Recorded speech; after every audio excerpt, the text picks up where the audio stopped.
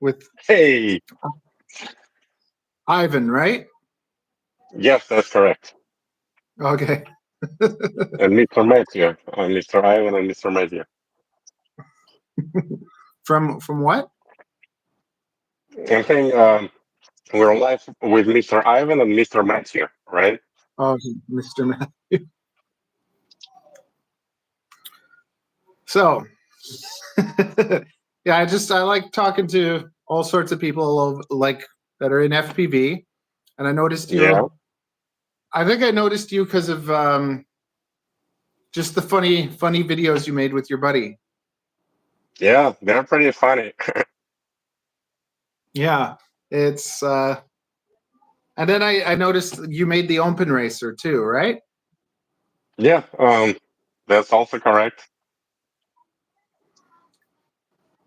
So, and you've been doing FPV for like 7 years or longer?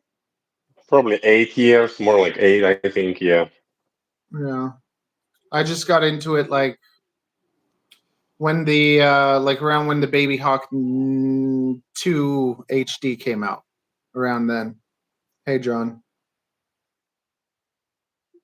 What?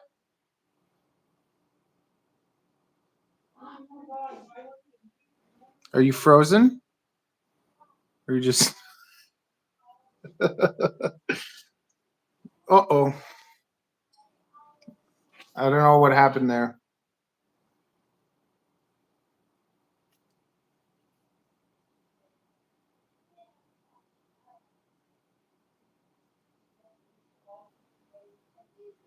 Yep. See if my Oh, internet. we're back. Okay. Yeah, I think it was my internet. Let me double check my internet speed. Okay.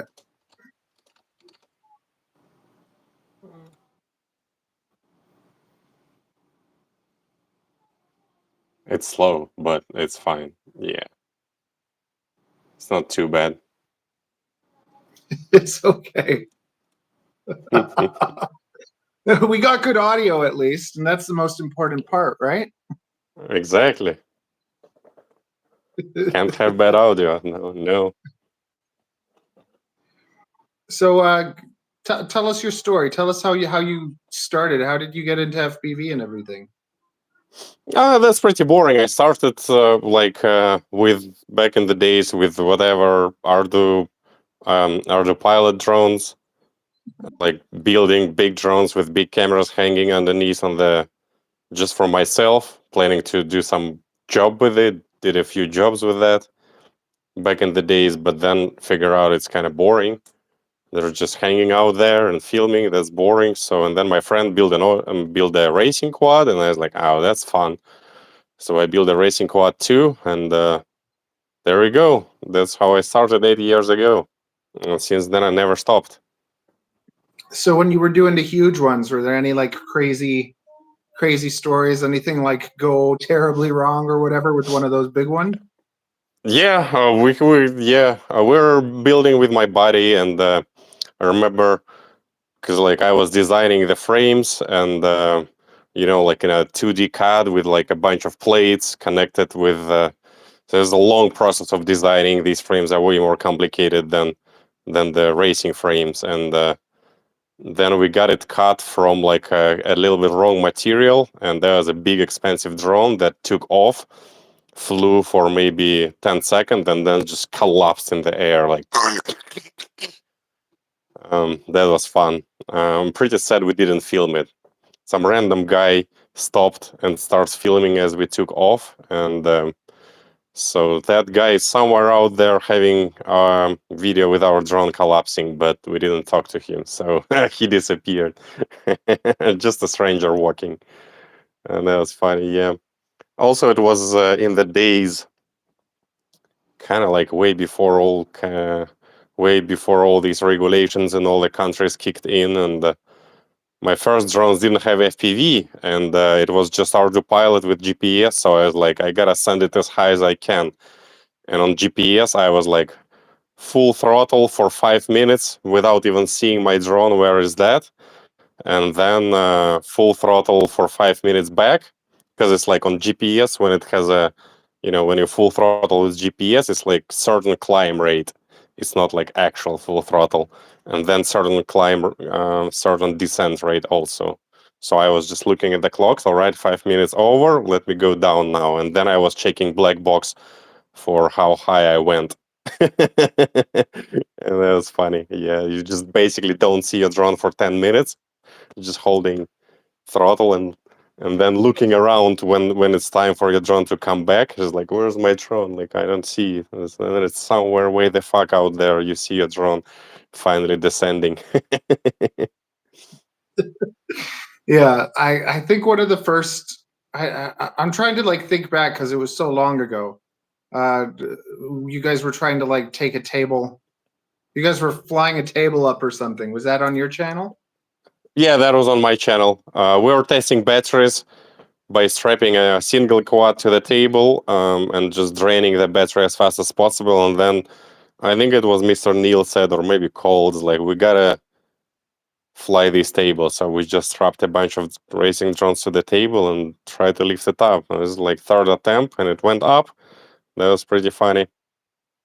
Yeah, the It was table. like a metal casted table. Yeah, like a metal casted table. It was a pretty heavy one. The table, the dead cat, the violin or whatever. When Mr. Steele did was it a violin or something? I don't know. Yeah, I'm not following Mr. Steele, so what's his name? Bot Grinder when he did the hot dog on the Meteor 85. no, all right, yeah.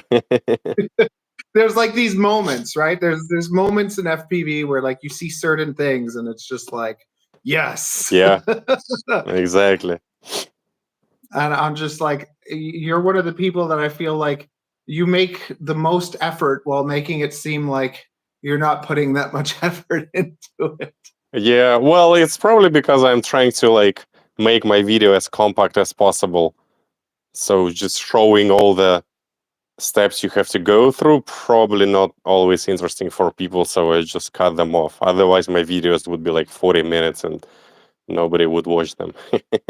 you got so many cuts and like so many things going on that it's like lots of the time you're one of the few people that I can just watch you talk about something that I'm not even interested in, but the videos are always fun. So thank you. That's my goal. Yeah, that's what I'm trying to do, so that it's mostly fun, a little bit entertaining, and sometimes a little bit, something useful. Kind of try to combine it all together. Because if you remove just one piece of it, probably people not gonna watch from it. I don't know. Yeah, you're the goat. Shogun's here.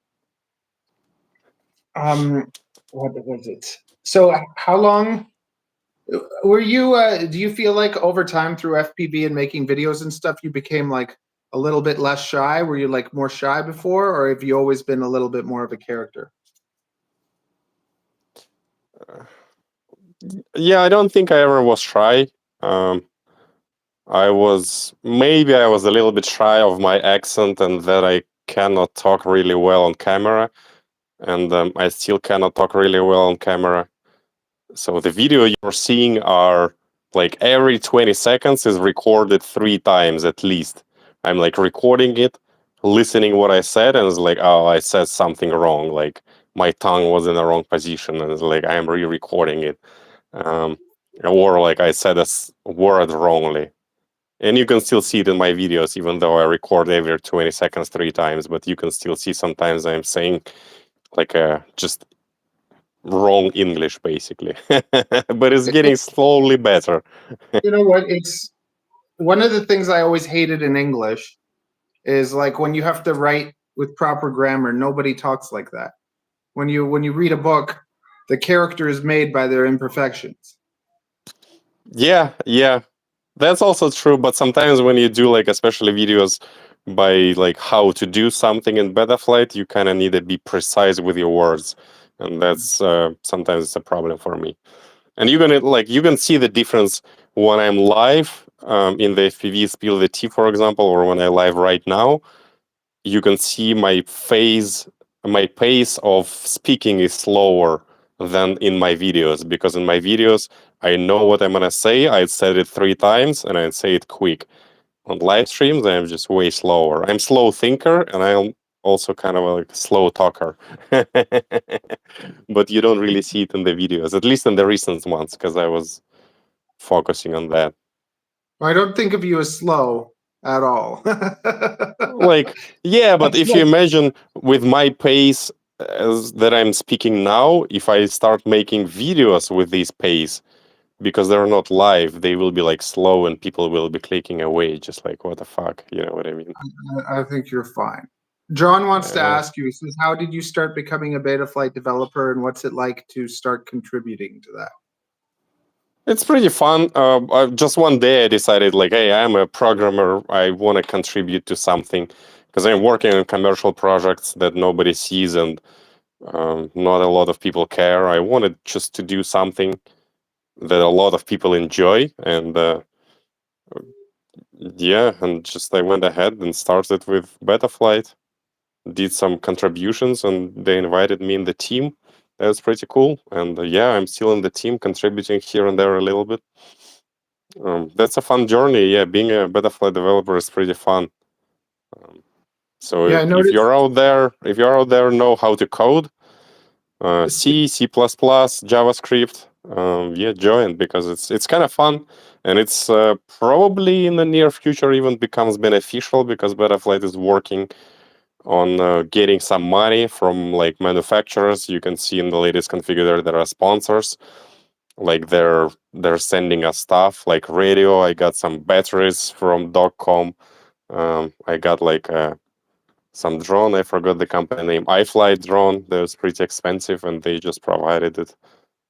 Just kind of supporting developers. So it's not just for free. Although you still spend way more time than it's worth. You know, it's not like they're gonna pay full time for your development job, because that would be like way more money than just the free drones and the free batteries. But it's still nice to have something for free and being recognized by the companies. Are you able to see in the chat what's being said? Yeah, I just need to turn my phone like this, and then I can see the chat. I'll read it to you then if there's stuff, because Yeah, John then is asking if you specialize in anything or if you're just doing a little bit of everything for it. I do a little bit of everything. I certainly don't specialize on like a low level stuff. Like if you need to integrate like a new protocol of communications in Betaflight, like then I am pretty much useless. I can do a little bit of flight code. Like my biggest contributions were in configurator, whereas JavaScript. So I did a UI. So if you're using Betaflight, there is a UI to like remap your motors. I did that. There is a UI to change rotation for your motors. I also did that, and the whole presets tab, I did all that too, and all the backend for presets. Yeah, see, I can't even figure out how to make a preset, so.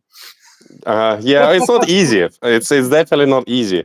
Sometimes people think it's just, oh, like I have a diff and that's the preset. No, you That's what gotta I was like hoping for. And I yeah, messaged no, you and you I think gotta you got mad at me. yeah, you gotta sanitize your diff and insert some commands, so that people who are using preset, they knew what they're applying. You know, you got a description, you got the author, you gotta follow some certain rules, because you cannot use like your OSD elements inside of your tune preset, right? People who are applying tune preset, they're expecting that it's gonna be only tune. It's not gonna fuck up your OSD elements, or you know.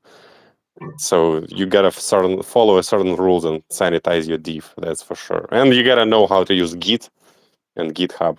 So it's Yeah, not easy. I I'm started not trying to blaming read that anyone. thing and then I'm just like, Yeah, I'm not blaming. I wouldn't blame anyone who are like don't want to deal with all that, because it's a lot of work. Like it's possible, it's not a rocket science, but it requires some research. If you just zero, you don't know GitHub, you don't know Git, then it's probably 2 days non-stop of like researching and working before you can like make your good until preset. you make a So video teaching us all how to do it, right? Yeah, it's gonna be a long video though. Yeah, Hey, that watch time, that sweet watch time. yeah. Well, Bardwell did a video with me. Um, I think it was 2 years ago, where we were explaining the steps you have to go through to make a preset. And that even Bardwell's video, it didn't get like too many views. Because it's a very nerdy stuff, that's for sure. And also, you just go to a presets repository in Betaflight, and everything is written there. So first you gotta learn Git a little bit, figure out what is pull request, figure out what's commit, how to use all that, and then you go read the README in the presets repository, and then look at the other presets code, and yeah, try to repeat that. So I don't think it needs a video. No, yeah, that'd be a boring video. Okay, what about your relationship with MCK? Did you just reach out to him and start making the CAC thing, or how did that start happening? I met MCK at one of the international opens, I think for the first time, or maybe it was Malta GP champs, and we kind of just talked a little bit together. Before that, we were talking a little bit here and there on Facebook, but yeah, MCK is a guy who is pretty hard to reach online. He replies to me. If I message him, he replies to me in a week, if I'm lucky. But yeah, I know him in person. He knows me in person. We've flown together, raced together, and yeah, I don't remember if MCK had an idea to start CAC branch of Betaflight. I don't remember how I started CAC branch from Betaflight. Maybe, I think it was Sean Ames. He is a MultiGP chief operating officer now. I think it was his initial idea, let's change the OSD messages so that they're funny. And that's how it started. Cool. Yeah, I see John saying thank you. You're welcome, man. Yeah, it was a long process, but it was worth it. I was about to make a video explaining that whole where you find the motors and you do the remapping. I was literally making it, and then it changed. You did that, and it was on the one hand, I'm like, oh, there goes the video. On the other hand, I'm like, this is so nice. Yeah, well, you can still make a video of how to use the new dialects, right? So I think a few people did that. I kind of find it hilarious, though. I don't know. It was cool for me to watch because someone was showing my job, but on the other hand, I'm like, come on, this is just a dialect. You just click what motors, you don't need to explain how to use it. It's self-explanatory. Yeah. I don't know how to say it, but No, it's not. I see Shogun Emperor. He says best thing in Betaflight. It's good, but I don't think it's the best. What makes Betaflight best is all the other smart guys who are understanding the flight dynamics and did all the coding. That's the best part. I just made it a little more user friendly. But yeah. I notice sometimes that you can't change the motor direction in Betaflight, but then you can in the softwares. Why is that? So there was a bug in Betaflight 4.4.2 that just prevented from using motor direction. So you could still remap motors, but the communication with ESC and direction didn't work in 4.4.2. And I think it was fixed in 4.4.3. And I am not the one to blame for it to be broken, or maybe I was. Yeah, because I noticed some inconsistencies in D-shot commands. I hooked a oscilloscope to my drone, and I started measuring D-shot commands, and then I noticed that there's inconsistency in D-shot commands. So I reported it to other Betaflight developers who understand more in that stuff, specifically for Mr. Steve. And Mr. Steve was working pretty hard to fix that inconsistency in D-shot commands. And in the meantime, I think he broke it. I'm not completely sure, but also he fixed it. So in 4.4.3 it's fixed, and in 4.5 it should be working also. There are some ESC firmwares, especially old Blue Jay, maybe old AM32. that don't support it, and maybe old BL Heli S don't support it, but all the modern firmwares, if you update the firmware, should be supporting, yeah. Hey, Mr. Now, Propsov, how are you doing? Oh, yes. You have to have you over too sometime. I think because of props off, I've when you're trying to get a clean video, sometimes I connect all the the grounds together because of him. Oh yeah. So I've noticed when you go to I'm finally starting to notice I haven't really spent a lot of money on getting the most expensive flight controllers and stuff, and then I got a nice Rush F7, and I noticed the feeling how it feels quite a bit nicer. But do you feel like there's that as much of a difference when you get a really nice ESC versus a cheaper one? It's been a while since last time I used something else besides Foxeer. And Foxeer ESCs are pretty expensive. Yeah. But in my opinion, and the same actually goes for the flight controller. It doesn't matter much if it's expensive or cheap. It's just you can be unlucky and get a trash flight controller or trash ESC just out of the box, no matter if it's expensive or cheap. And then it's gonna fly like trash. Yeah, I don't think actually something more expensive or cheaper really has to do anything. Reliability, yes. If you can buy probably a cheap ESC that will burn after the first crash, right? But What or about some. F4 to F7? When you compare Oh those? no, I don't think that's any difference. That's for sure. Nothing. Because it's the same.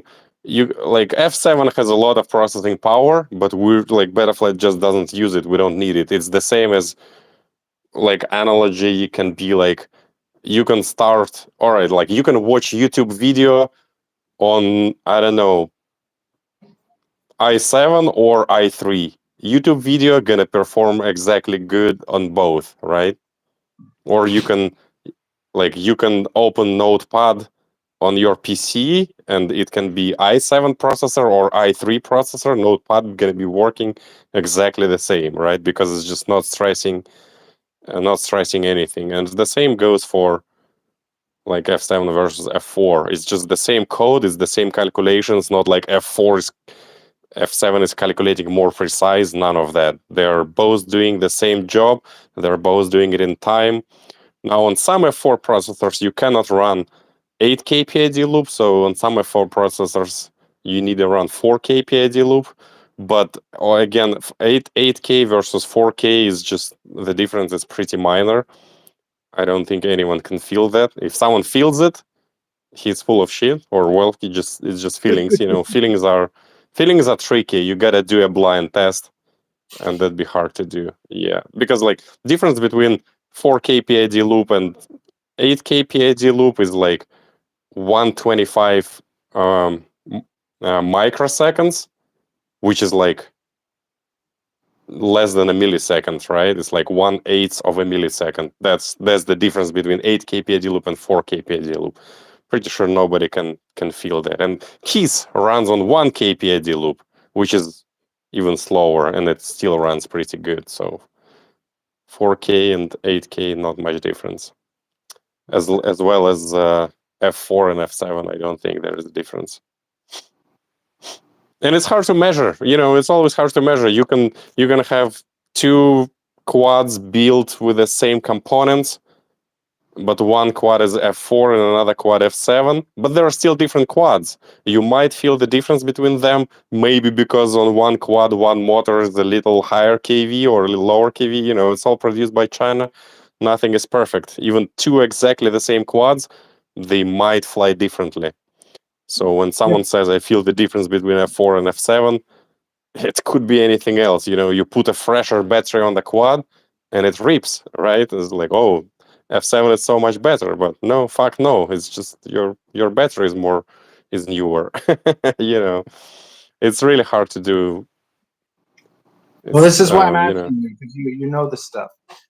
See, Yeah. I've just been experimenting with so many different things and being like, hey, this feels good. Or like I noticed when I went from Crossfire to Express LRS, when I went from like the Crossfire to the 500, whatever, I felt a big difference from that.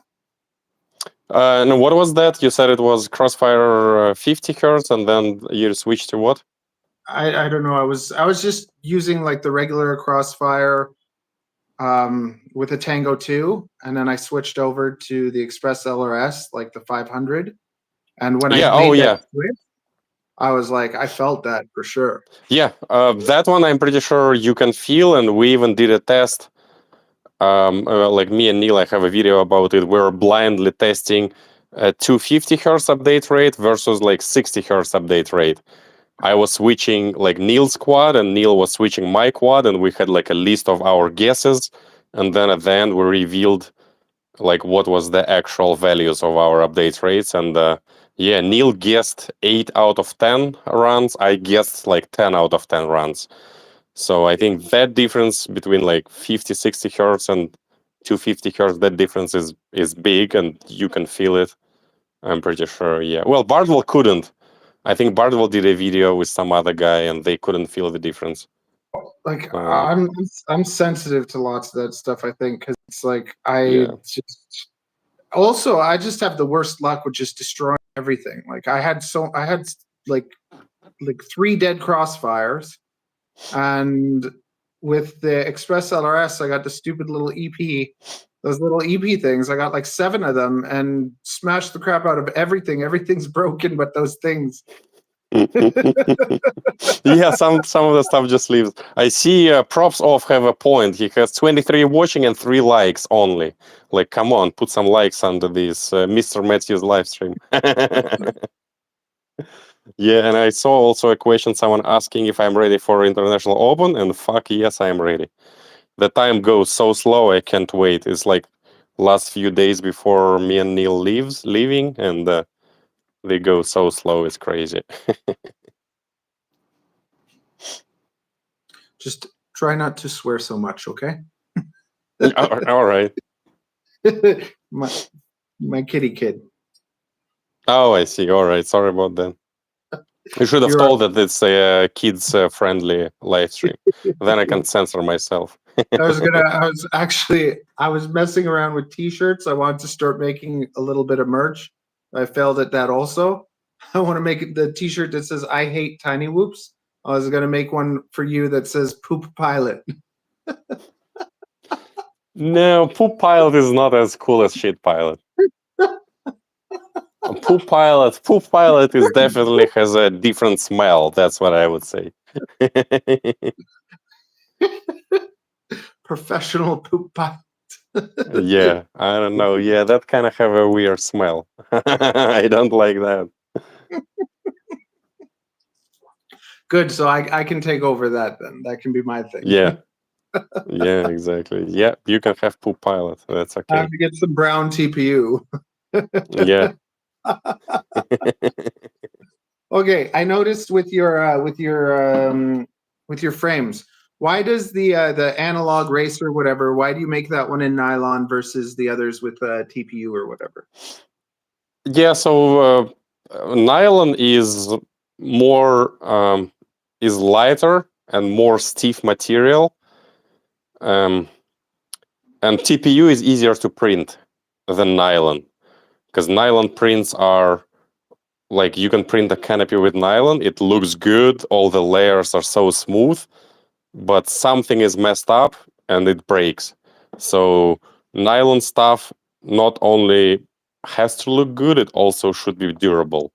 And these are some magic printing settings, like drying your nylon, whatever it is. I don't know. I'm not a 3D printer guy. I just know that 2 canopies, both printed with nylon, both looking identical. One will just crack and the other one is super durable. So nylon is just trickier to print, and TPU is easier to print, but it's heavier and it's more flexible. And that's why if you have like a big canopies, I don't know where I have, because there's like a classic style canopies for Open Racer where it just kind of covers everything, and they're like beefy canopies, and you can print them in TPU and they're fine. But for racing drones, the You gotta build like a lighter quads, and that's why I made like a lighter canopies. They're thinner, and they has to be printed in nylon, and they has to be printed with a good nylon with good settings, whatever it is. And also you gotta boil them after printing, because if you don't boil them, the nylon's a little brittle. So good canopy, you boil it, and then it's pretty durable.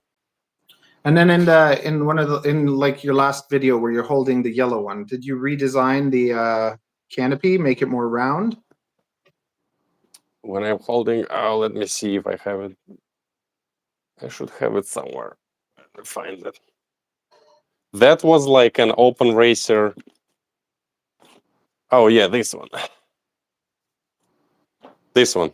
Yeah, okay, yeah, it's still the same. I thought it almost looked in that picture kind of like the old you know the Yeah. old Emax like Tiny Hawk, like the 4, like the like in the picture it looked like that more round. Maybe, yeah. I I thought didn't design. Well, but there are a lot of designs of the canopies. There are canopies for analog, for DJI 03, canopies for HD0, and they're all kind of different types and stuff. But these, for example, can be printed in TPU, and this is TPU, so it's pretty flexible, but not too flexible because there's a lot of material here. It's really hard to bend. But you can print the same canopy with nylon, and then it will be even better. But yeah. I noticed that. Yeah, I obsess over all the FPV stuff. So even the I don't fly 5-inch, but I always see like everything that's going on, just design ideas and stuff. And I noticed your open racer and thought it was pretty cool. Also, it looks like the new iFlight one looks like it took some influence from your open racer. Oh, I didn't see it. Let me see. iFlight. That fast one, like the Mach whatever, their newest one. It looks kind of like the open racer. It says iFlight Mach, you said? I don't know. So whatever their newest racing one is. Is it like a racing frame? Yeah. Let's see. Just curious. Oh yeah. I saw that frame. It's really new. I don't know. Looks a little different. I don't think they took inspiration. Open Racer is a pretty small project. I don't think a lot of people know it. So when you how did you learn drone building and all that stuff? Did you just pick it up? What was that journey like? Well, as I said, I started with big drones that can carry like a big cameras or something. Well, I started with a little bit smaller one. I think it was 450 millimeters wide, and I had a friend who remotely helped me. I was just emailing him hundreds of emails, and he was teaching me how to build all that together. And that was my first drone, and that guy was very patient, and he explained to me everything in details, so that it took me like 2 weeks to build my first drone, but I wanted to understand everything, how it works, not just how to connect it and make it fly, but just actually understand what is everything, what is needed, and like what are all these settings. Like when you built your first drone, or like when you're designing your first drone? Yeah, when I built my first drone. For designing, that was also like, I kind of knew like 3D Max before, and I'm a technical guy with like engineering background, so making something in the CAD software wasn't like a big problem for me. And I think it's pretty easy actually, like all this stuff. If you don't know Fusion 360 or something, it might look complicated and intimidating, but if you spend like a few days with this program, it's just really a piece of cake. There's nothing special about it. And designing your own frame is also easy. Every time I build something, it drives, because I don't really know how to do it, and I just kind of make it work. But it's always like even today, like I don't know how to stick a hole. Like sometimes I'm trying to put a circle in another circle, and I can't find the middle of the circle. So then I have to make like a mirror from the other circle halfway to get it like I find ways of making it happen, but it's not the way it's supposed to be done. Yeah, well, you kind of need to be like have a little dedication of like you have like a little project in front of you that you want to make, and then you just watch some of the videos how to do little things as you go through these. Like you're missing a center, and then you just go Google that, right? Don't try to go around it. Just Google how to do that, and then you'll learn. But I don't know. Yeah, it's not a rocket science. You can do that. You can do that. But it takes time, of course. Even like to get the 3 circles, to get the 3 bloody circles, like on the arm for the micro motors, like when you have Yeah. 4, it's easy to get the 4 equal, but then to get the 3 equal, I was like trying to do it in like thirds, and then like I learned. Someone sent me some video, and I'm like, oh my god, I was like a 5-minute video. Now I can just, it makes them, and it's just like so much easier. Yeah. Yeah, but you see, there's no rocket science. There's buttons for everything. You kind of need to know which buttons are doing what, and I don't know, it's easy. Some people, like when they build their frame, they're like, at least it was like few years ago. Oh, I built my own frame, and like nobody should copy it or something like this. I'm like, this is just fucking carbon. Like anyone who knows this 2D stuff can copy it. Like it's just not a rocket science. To me, I think though, like there's both sides, right? Like on the one hand, if you want to share it with everyone, great. On the other hand, sometimes you work on something and you do, like I'll work on something and I don't mind even giving it to people, but I don't want to make it so easy that someone can just take it and start selling it, because that's when it gets kind of annoying, and it can happen anyways, but it's like, why just put that in someone's hand to do that? Like to make it open source, or what do you mean? Well, okay, like I designed a naked GoPro, and this thing took me a whole bloody week to design. And so if someone like buys one of my frames and they want one, I don't mind throwing it in or whatever, or selling it for cheaper than what the other stuff is. But I don't want to really put it up where someone can take it and start selling it. That's fine, right? It's up to you. I just think that, if that's someone who knows like a Fusion 360 and he bought one model from you of this naked GoPro, he can copy it in like 10 minutes. And there's nothing, and I don't think there's anything wrong with it. Like, right? If you design something really complicated and then someone trying to copy it exactly, then maybe we have a problem. But if it's like a freaking carbon or a GoPro mount, like, I don't think we should be mad about it. Like someone will take your model, maybe make some improvements. It's fine. I don't know. But it's up to you, of course. You don't want to share the files, well, it's it's your right.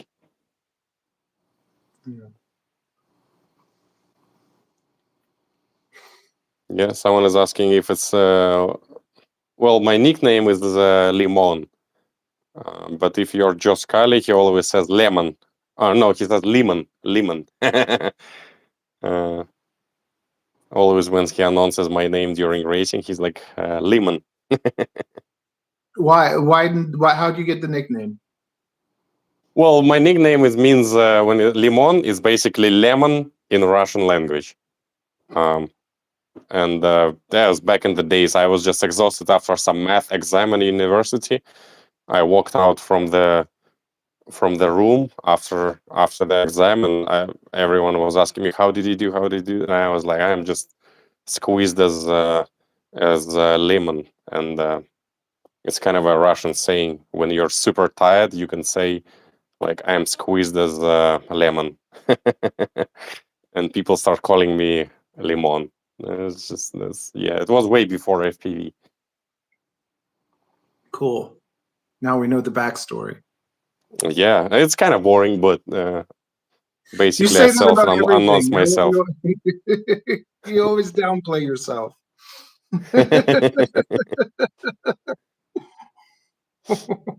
But it'd be cooler, like, oh, I got like aliens came in and then they took me for 2 days and then they told me you are a fucking limon. That'd be cooler. And I just was tired and I said I am squeezed as limon. Like that's. So how long have you been in the States? Like how old were you when you came, or were you born here? Or No, yeah, I came here 8 years ago. Came to Texas.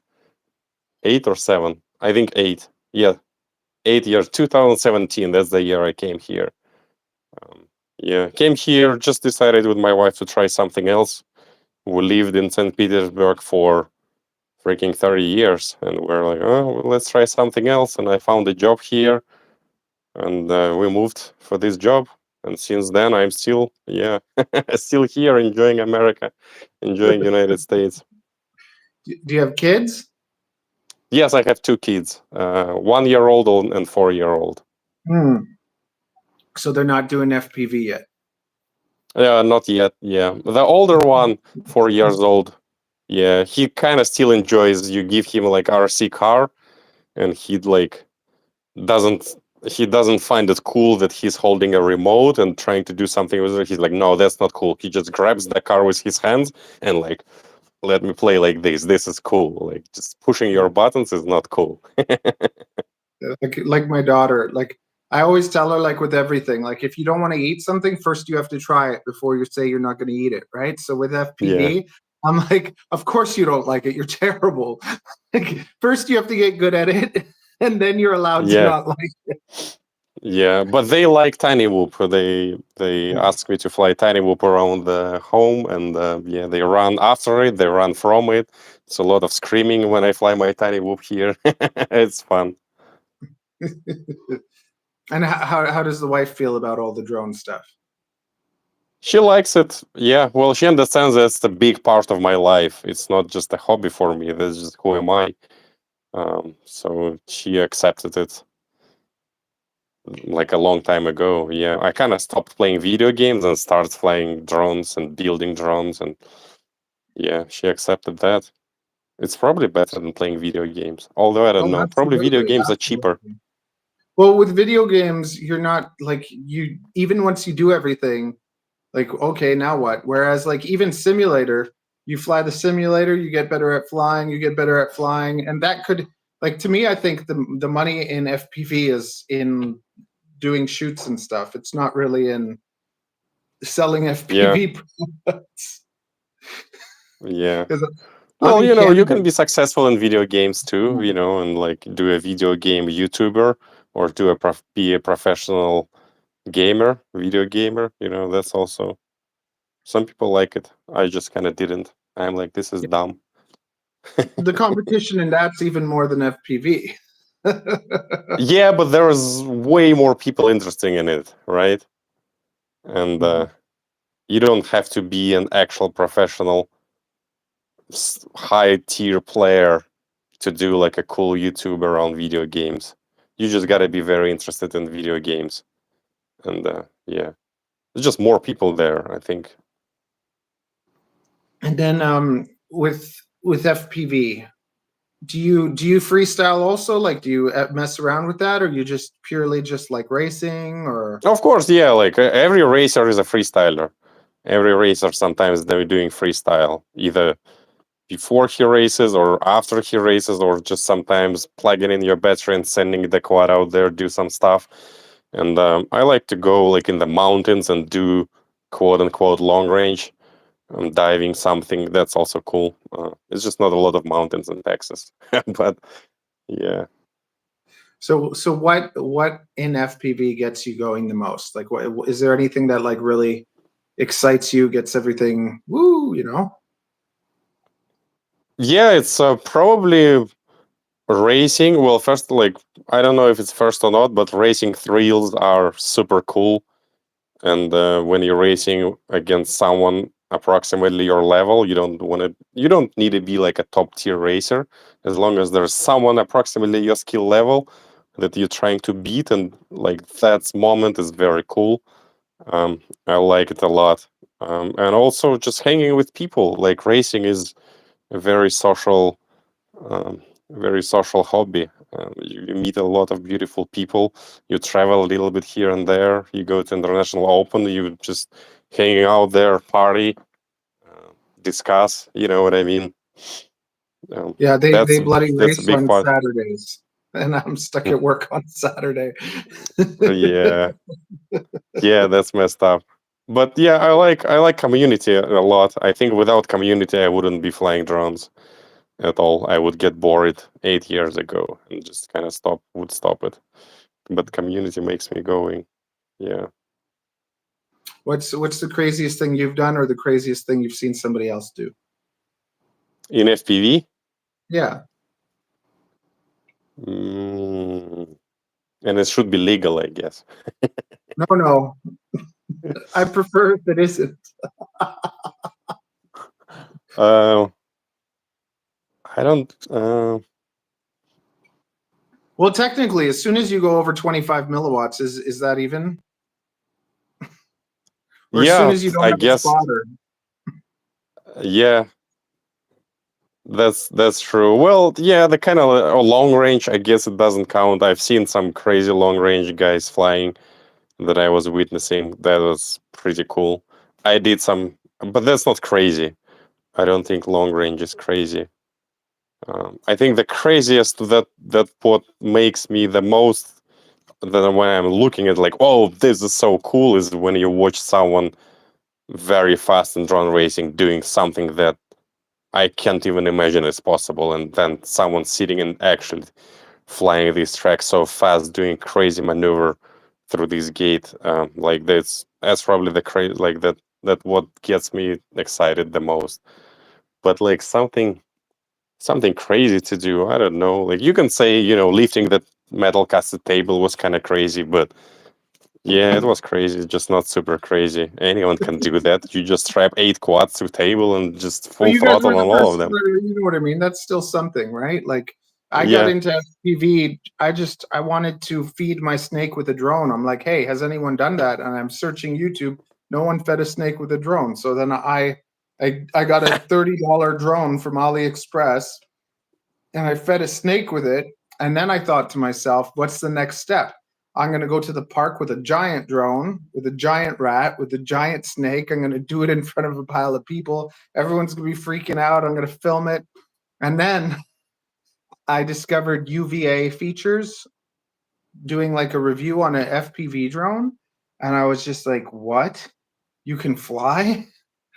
And then it was September. That whole winter, all I did was watch FPV videos, and it just became like a sickness.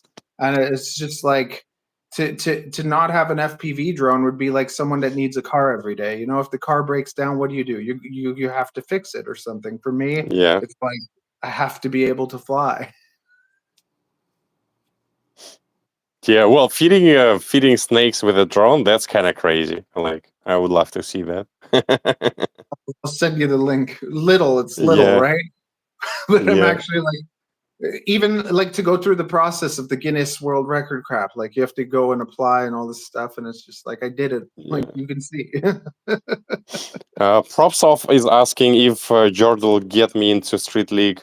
Yeah, like I've been enjoying Street League. Like last year and this year, I already did some Street League racing. We did host a big Street League race here in Houston, and I think now I am like top 5 of these Street League points on their website. So I've done a lot of Street League this year already. Street League is fun. Yeah. See, part of me, like I go do the races once in a while. I'm happy if I get the 3 laps. Well, that's fine. Nobody. That's what I think about drone racing. Nobody really cares about your skill level. Like Yeah. showing up is way more important than your skill level, and nobody gonna be. Oh, you crashed in the first gate. Ha ha ha. No, like that's not going to happen. Nobody gonna blame you because we all understand that at some point we were noobs, completely noobs, and we also understand that there is still a miles ahead of us in improving our skills. There will be never a point in drone racing when you're like, all right, now I'm fast. because there will be always guys faster than you, and you will be like, oh, I am so slow, I gotta go faster. You know what I mean? It will always be like this. Yeah. Of course, there will be some milestones like, oh, I finally can finish 3 laps. This is awesome. There will be milestone like this, but you will always feel like you should work harder and get faster. Do you feel like you have a rival? Is there anyone that you race with where you're like, you kind of get there and you're like, oh, that guy, like, you know, where you're sometimes he gets you, sometimes you get him, and it's kind of like where you have Yeah, that. well, that's Neil. That's Neil, our expert in everything. We usually race with him a lot, and we still don't know who is the fastest. So last year he beat my time in the global leaderboard. This year, so far, I'm ahead of him in the global leaderboard. We'll see how that goes, but yeah, it's cool to have a buddy of approximately the same speed as you. Makes you want to go race. That's for sure. Okay, favorite race pilot, favorite freestyle pilot. I think favorite race pilot, I would say, is probably Mason Hyper. He's like very smooth. I like his style of racing. That's I kind of just enjoy watching him, even though maybe he's not as fast as Minchan, although he would probably say that he's faster than Minchan. I don't know. Yeah, and for freestyle, I actually enjoyed Minchan. Like Minchan's freestyle is so freaking crazy, and it's just inhuman to watch his like reverse flying, these reverse maneuvers through the gates where he freestyles. I enjoyed it a lot, and I also like Vancouver as a freestyle. Yeah, I think, in my opinion, you gotta be a good racer to be a good freestyler. I don't know. They help each other. Yeah, As you race gives you that like proximity. It gives you that like precision. That power to hit those gaps so nicely, and then freestyle is more like it's like the racing is like aim and freestyle is like timing, and they're like two different arts. Well, I'm pretty sure that racing helps for freestyle. Oh, for sure. And freestyle, I think freestyle helps for racing up to some point. You can be exceptional freestyler, but you're just not. But you can't fly the track. You know, I remember IO 3 years ago. It was like a show race. Vancouver decided to do a show race. That Vancouver needs to do 3 laps, and what's that guy name? Drew. Yes, that guy. So they wanted to go race. So that guy, Dream. How do you say his name? Sorry. Ledrib. Ledrib. Yeah. So he needed to do 1 lap, while Vancouver does 3 laps, and they're gonna see who does it faster. And well, Ledrib was a pretty good freestyler, right? But he couldn't even go through the second gate. They rerun this race like 3 times until it was like, all right, this is just, he just couldn't fly through the gates. Like the big thing though is like with freestyle, lots of the time, especially old school freestyle, they're so used to these heavier quads, and you have because with race you want the light, you don't want that much momentum. You kind of want, like, if you're flying those big, fast, heavy ones, you can't help it and you're used to it. But when you're racing and you're going fast, like, you just want something that's zippy, where if you were to fly that same thing and freestyle it, it would feel floaty. So then you take that freestyle quad and you try to race it, it's the opposite. It's like flying a brick. Yeah, but some types of racing, like Street League, like I can show you this quad for it, right? You have to fly a super heavy quad. And there is under this little canopy, there is 250 grams of lead weight, just pure lead right here under this canopy. So this quad is like, it's first of all, it's running 5S, and then it's also RPM limited, and it also super heavy. It's like 1,280 grams. And a good racer will be able to put this on the track, like no matter what. You can give to Vancouver or to Minchan any quad. They will be able to, and even with any rates, you don't even have to put their rates. a good racer will still be able to fly a quad through the track. You know what I mean? So is it like the DRL? Is that what that kind of feels like? Have you flown the DRL one? Yes, I've flown a DRL quad. We had like a DRL pilot, few DRL pilots visiting us in Houston, and they brought DRL quads. Their practice DRL. I've flown it. Yes, and it's pretty close. Street League is pretty close to flying a DRL quad. Yeah, because those have the momentum. With the momentum, that's an art in itself. It's like drifting. It's like cars that are drifting. I'm always like comparing because I think that lots of people don't realize that some pilots started long time ago. They're used to the heavy ones, Yeah, and it's comparing the two is like the Mustang and the RX-7. You have yeah, some of them have that torque, but they're not going to be. You have to be able to kind of drift and know where they're going to yeah, be and really know that weight. And then others, it's just there's no drift at all. And then you mix the two pilots, and lots of time that's where you get these differences where it's like someone likes this style, someone likes that style, without understanding that like yeah, it's two totally different things. yeah. I think so. But again, I think that's why racing is cool, because there's different types of racing. You know, from tiny whoop, tiny trainer, open class, 5-inch, freedom spec 5-inch, where it's heavy and RPM limited. Then there is street league 7-inch. So, right, for you're a racer, you kind of try all of that, and you try to perform in all these classes, and that kind of teaches you. You basically can fly any quad. They give you a quad, you just rip it, and like anytime. You know what I mean?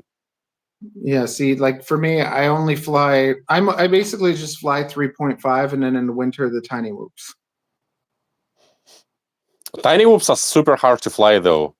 Like I if you hate can them. fly tiny whoop, that's a big, that's a big skill. Like if you can fly a tiny whoop precisely, they're hard to fly. Yeah, yeah, I hate tiny whoops, but it's just it's about that's the only time that like in the winter I can make some of the races, get there and be with everyone indoors, and we're flying our little tiny whoops. Hmm. We're just a pile of nerds. Yeah, that's who we are, right? We're just a bunch of nerds. Like, It's hilarious.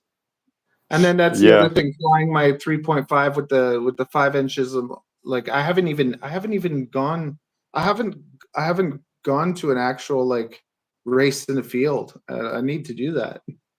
yeah, it's fine. You don't even need a field. Like here, we are racing like in a tree area. We put some gates in between the trees. You just race around the trees, use them as flags or some tree gaps. Well, you guys Um, are always in my parking lot, like you and Yeah, parking lot also is our Johnny night spot. That's also pretty cool. Yeah. I see Chris John. Quad says he got 99 degrees here in Florida, and yep, I understand you, man.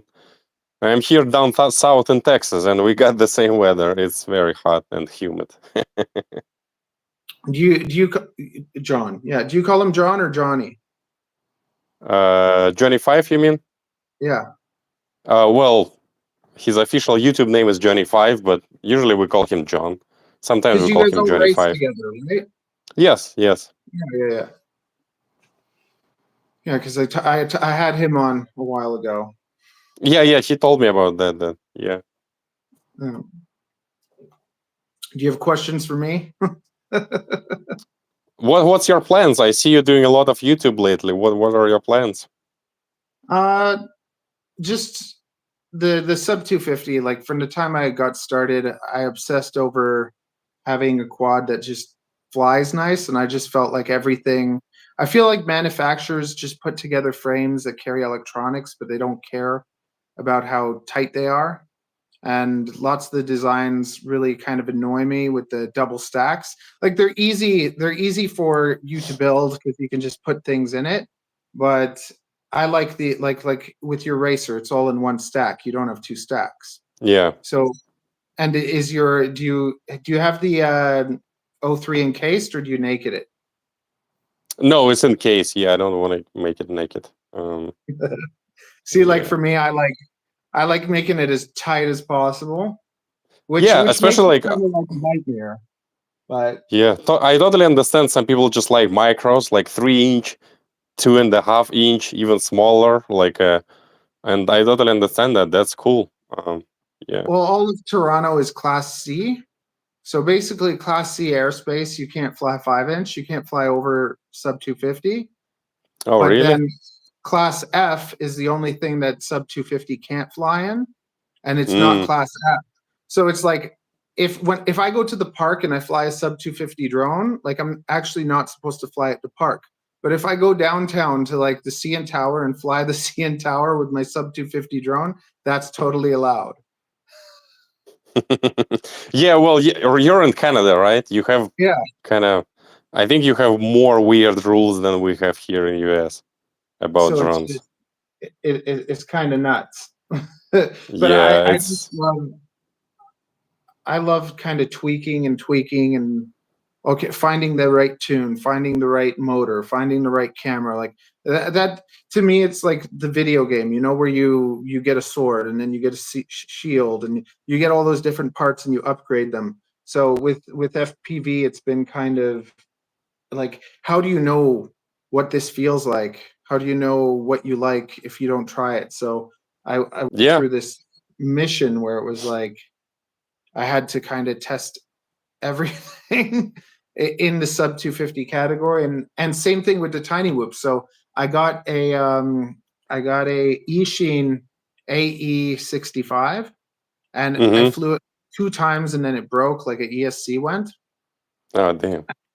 I was so bothered by that I didn't touch tiny whoops, I think, for like a year, and then I just said, you know what, I'm gonna give this one more chance. So then I got the Meteor 75 Pro. I got the Mobula 7, the Mo Beetle, the like I just got every tiny whoop, and I said I'm gonna try them all and just give it one last chance.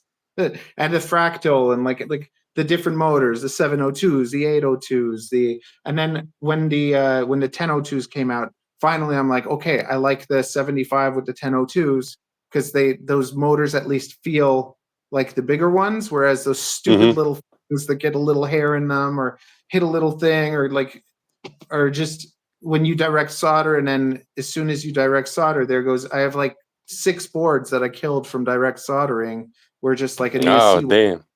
and it's just like, why? But I can't leave the plugs on because I'm just psychotic. Yeah.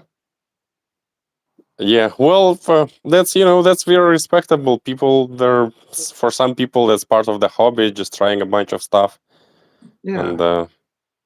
that's So pretty cool. You gotta do reviews on all the stuff you're trying. I think that's pretty valuable. well, the thing is that, well, like, yeah, I'm about to do like a tiny whoop masterclass where I talk about same thing once again. Where okay, what's the best tiny whoop? What's the best tiny whoop for indoor racing? What's the best tiny whoop for like Mm-hmm. outdoor freestyle? But then it's just like, why would I want to go outdoor and freestyle a tiny whoop, right? Like I'd rather Just have my like yeah, I'd rather have a 3.5. Like I want to get my 4 minutes of. I don't want to fly for 2 minutes. Hate the experience, and so to me, yeah, tiny whoops to me shine for like going in the mall. Like just go for a rip in the mall, like, you know, vegan, FPV vegan and whatever. yeah. Like That'd be fun. doing the naughty stuff. Like so that to me, like I took a little HD0 tiny whoop. I was at the mall and I'm just like, there's a Tesla store, there's a Tesla car, and the 2 doors are open. And I'm gonna fly through the Tesla, right? I'm like, if I do that, that's success. Like just following those stupid little ideas in your head that Well, like, that's cool, right? I think that's a success, right? You can do yeah, a review for Tiny Whoop, and then while review, you do these little stupid things or cool things. Like that's. Yeah, I'm yeah. not really a Tiny Whoop pilot, but I think I'm missing that piece of skill for sure. I should do it, but I'm too lazy for Tiny Whoops. I definitely should do it. I see. What is that? Who was that saying? Oh, Chris was saying that the whole Toronto FPV live is on YouTube. I think it's for our previous conversation.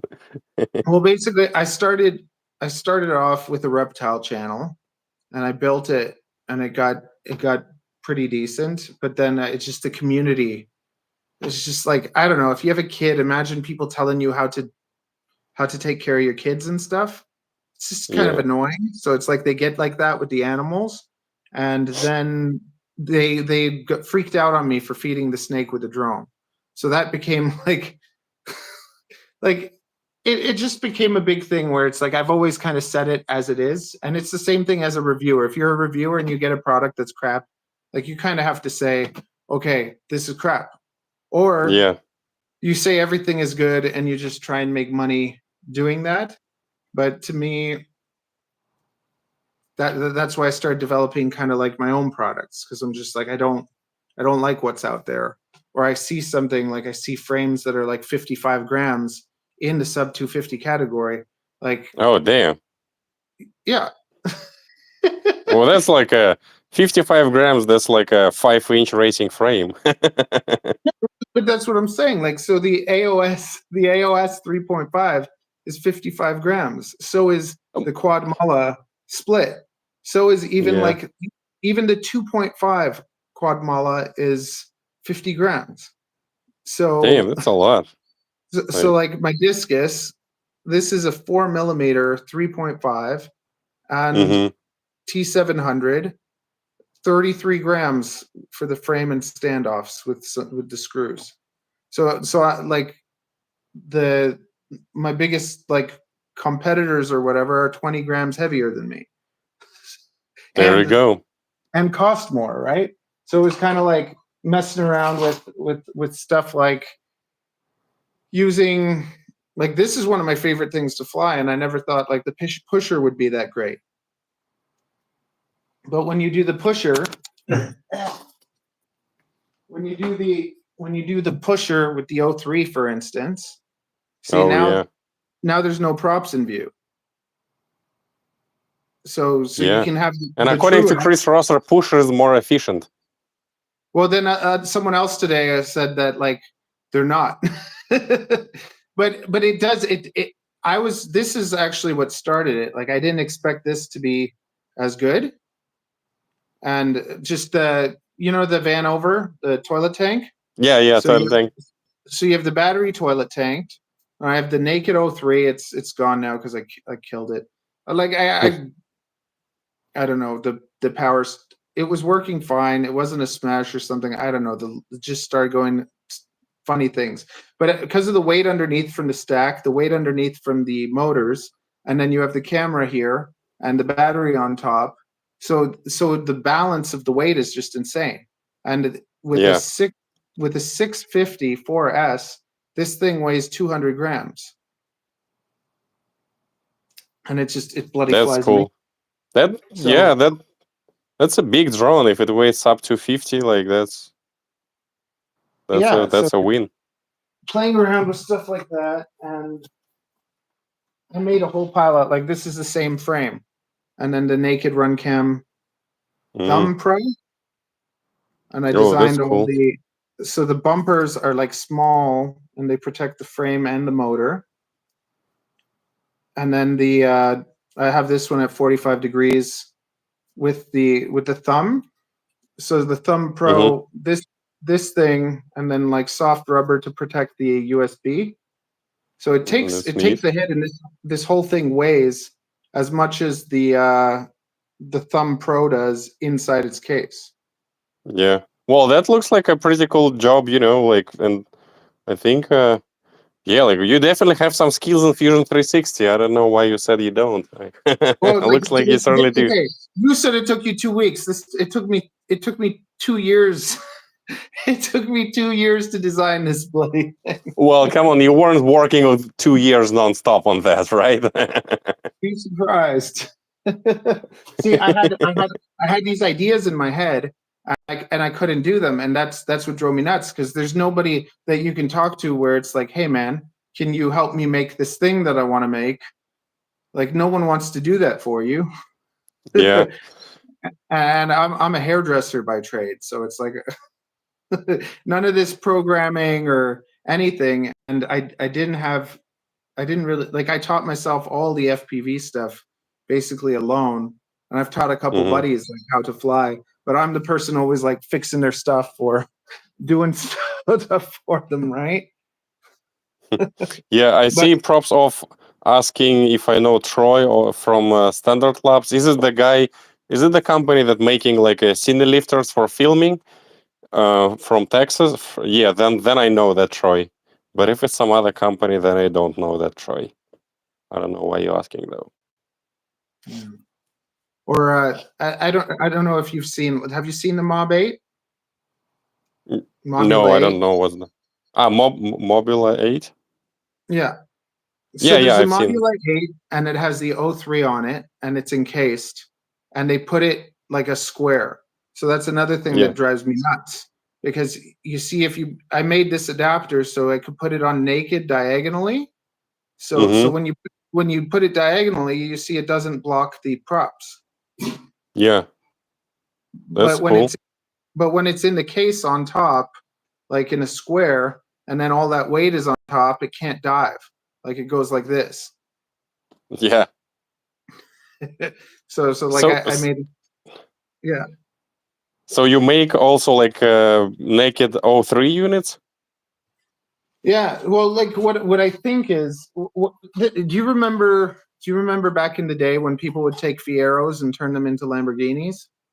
Yeah. Well, I Yeah, don't so like, remember these days, but yeah, I know people were doing that. so the car kits where they would take cheap cars and make them look like expensive ones.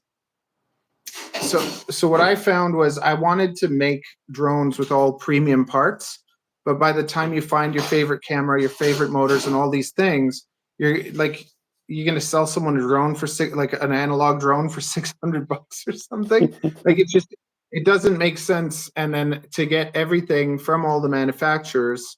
So I've always thought of everything kind of business wise. Like I never thought, okay, I'm going to buy I'll buy 50 motors at a time so that I can get them wholesale. Yeah. And to me, I'm spending less now, but I'm actually spending.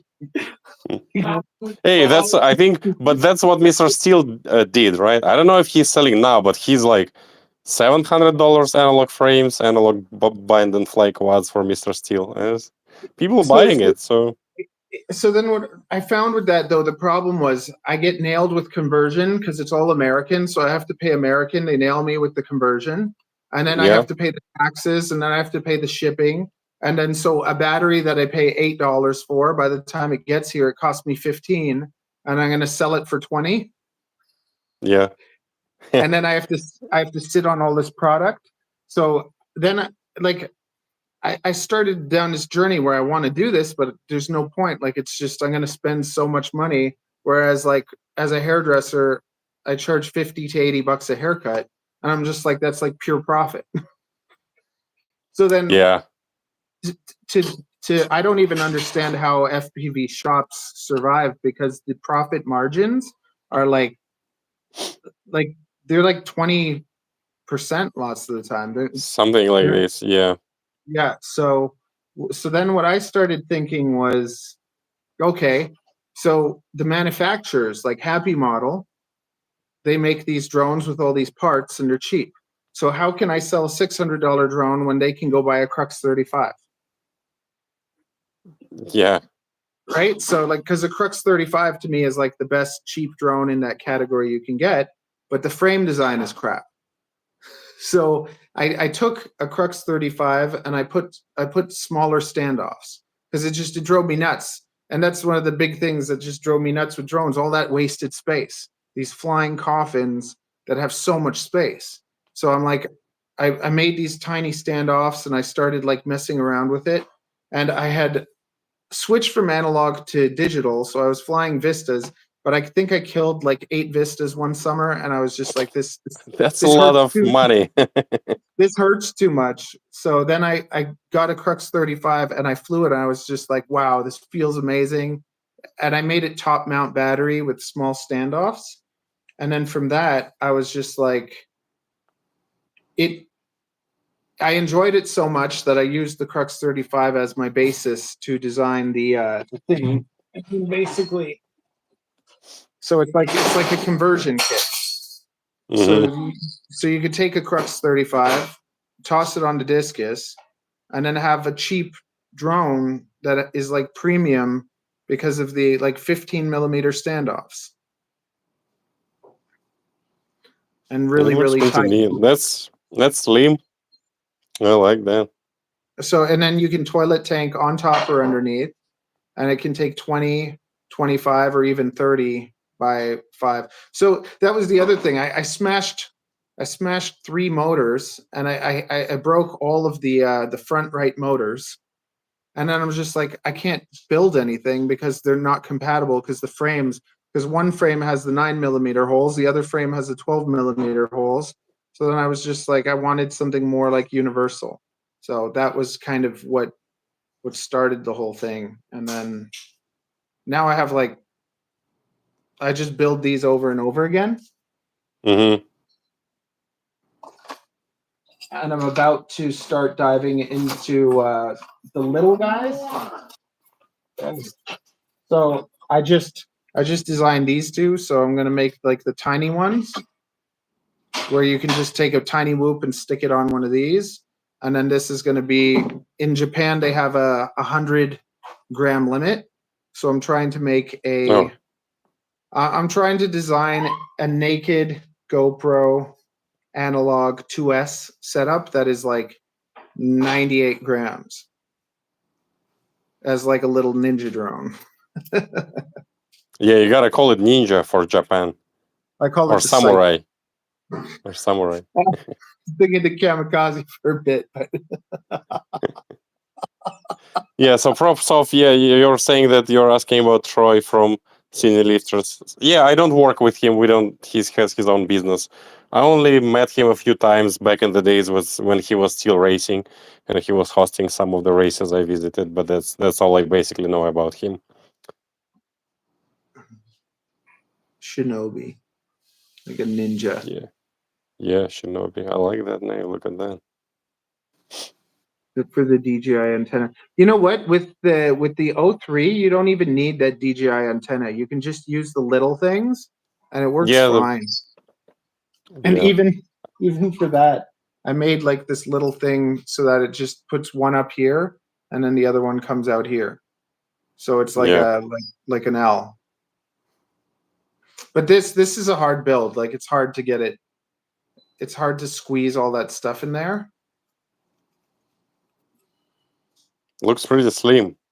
I But kind of like it. that's what I like. I like it tight.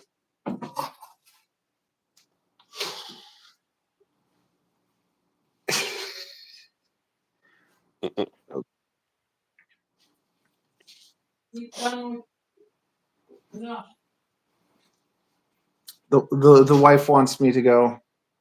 All right. Yeah, well, that was a fun one. Yeah, it was fun. It was, you know what, I really enjoy your content, and it was, Thank I'm a you. fanboy. Thank you. Thank you for your time. Well, thank you for your time too. That was a fun one. Maybe Yeah, my maybe one go-to race day. frame. Props of asking my go-to race frame. This is Open Racer, open source Yeah. frame you can get from 533 or CNC Madness. That's my go-to race frame. Go check it out. When is the disc? Yeah, help me do that. Yeah, this customer that's coming in Betaflight. Yeah. Okay, very good. Okay, well, have a good night. Yeah, Thank you thank so you very much. much. Thanks everyone who watched. I'll See you later, around. guys.